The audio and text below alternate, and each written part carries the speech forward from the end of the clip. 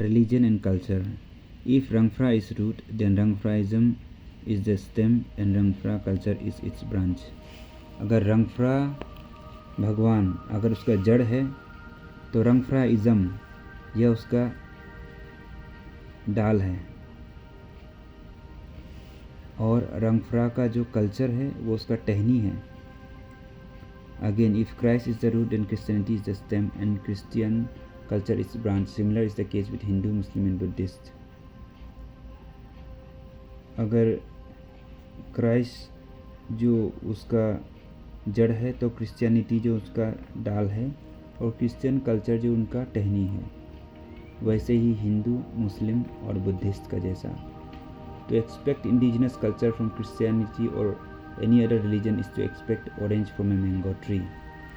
अगर आप एक इंडिजिनस कल्चर एक क्रिश्चियन से आप एक्सपेक्ट करता हो तो वो उसी प्रकार हो गया जैसा कि आप एक आम के पेड़ में से एक संतरा एक्सपेक्ट कर रहे हो.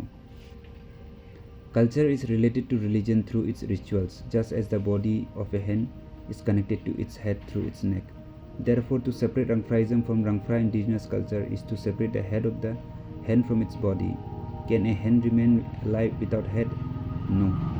So is the case with the indigenous culture. Therefore, a culture without ritual is a dead culture.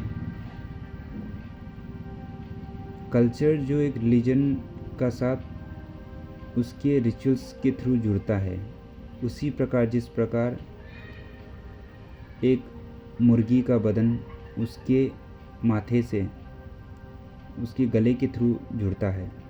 इसीलिए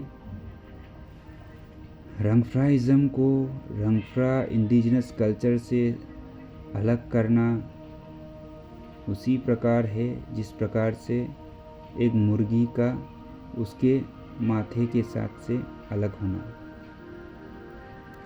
क्या एक मुर्गी अपने माथा के बिना जिंदा रह पाएगा? नहीं.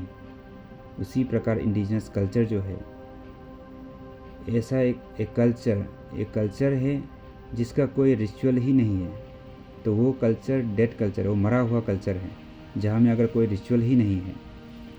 To maintain culture practices without ritual is to tame only the body of the hen without head by confusing it to be a living hen.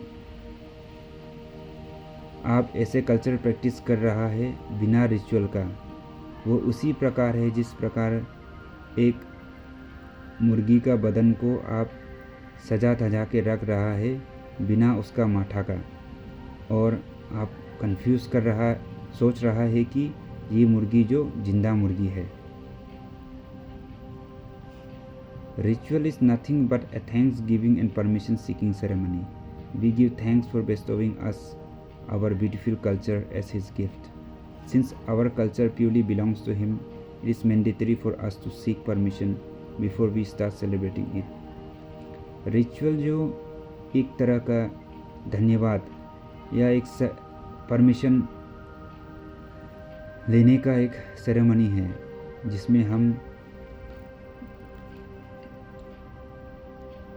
भगवान को धन्यवाद देता है हमें इतना सुंदर सा एक कल्चर देने के लिए, और हमारा कल्चर उनका ही है. इसीलिए उससे परमिशन लेना ज़रूरी है.